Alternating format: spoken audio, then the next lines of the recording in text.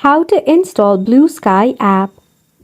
Hey there, welcome back to the channel, and let's get right into this quick and easy tutorial. If you wish to download the Bluesky application, it is very simple. Now, if you are using an Android device, you need to head over and search for your Play Store. So in your Play Store, you can tap on the search icon, and in the search bar, go ahead and search for Bluesky. Now over here you will see this application. Since I've already installed it, I have this open button. You will see an install button right over here that you need to click on.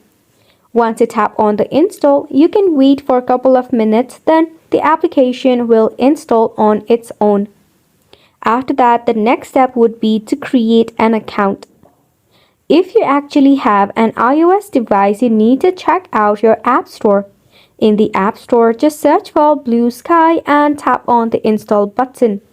Again, wait until the application installs automatically. After that, just go ahead and click on either the sign in button or to create account. This sums up the tutorial as well. We hope that you found it informative and helpful to you.